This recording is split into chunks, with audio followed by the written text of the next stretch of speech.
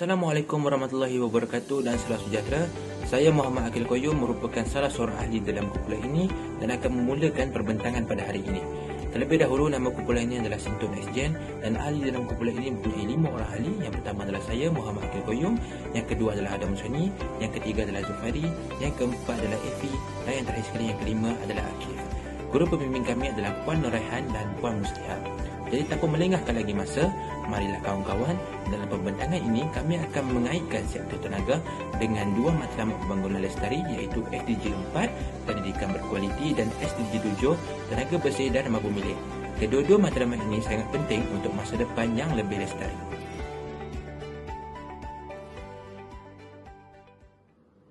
Pengenalan sektor tenaga. Definisi tenaga dan kuasa. Tenaga, keupayaan untuk melakukan kerja.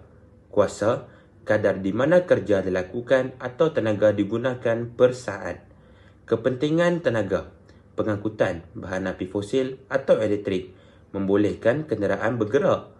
Industri dan pembuatan, menggerakkan mesin dalam kilang, membolehkan pengeluaran barangan dan memproses bahan mentah.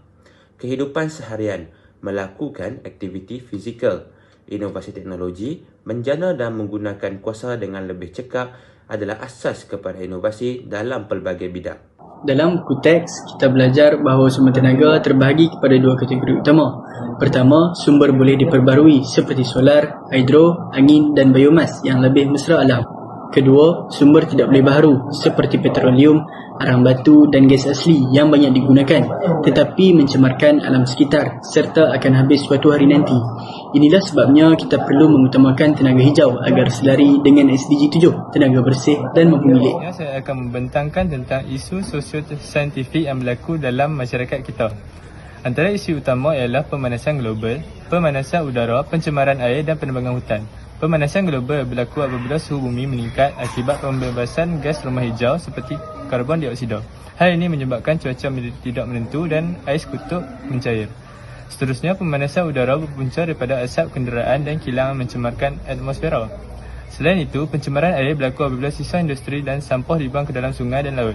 Akhir sekali, penebangan hutan secara berluasa menyebabkan kehilangan habitat haiwan dan mengganggu keseimbangan ekosistem. Mengatasi masalah ini, teknologi hijau telah diperkenalkan. Antara aplikasinya ialah penggunaan kenderaan elektrik. Kenderaan elektrik dapat menggunakan pelepasan asap dan pencemaran udara. Selain itu, penggunaan panel solar membantu menjana tenaga daripada cahaya matahari tanpa mencemarkan alam sekitar.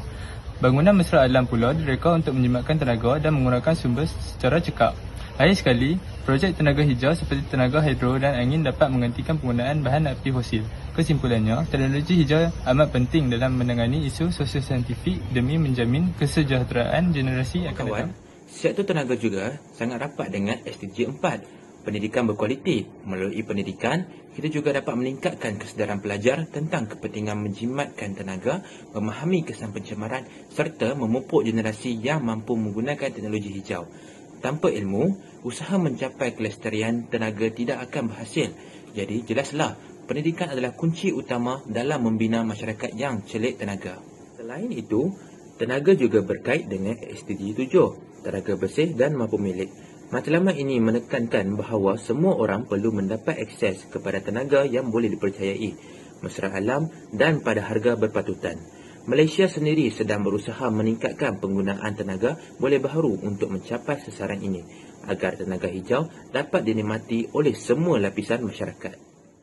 Hubungan antara SDG 4 dengan SDG 7. Pendidikan berkualiti meningkatkan kesedaran tenaga hijau. Tenaga bersih menyokong pembelajaran dan pembangunan ilmu. Kitaran positif, ilmu, teknologi, tenaga hijau dan masyarakat mampan. Sebagai kesimpulan, sektor tenaga bukan sahaja penting dalam kehidupan seharian tetapi juga memberi kesan besar kepada masa depan negara. Dengan menghubungkannya kepada SDG, khususnya SDG 4 dan SDG 7, kita dapat lihat bahawa pendidikan dan tenaga bersih adalah kunci utama untuk mencapai pembangunan lestari. Sebagai penutup, izinkan saya menyampaikan serangkap pantun. Mentari bersinar indah bercahaya, menyuluh bumi memberi tenaga.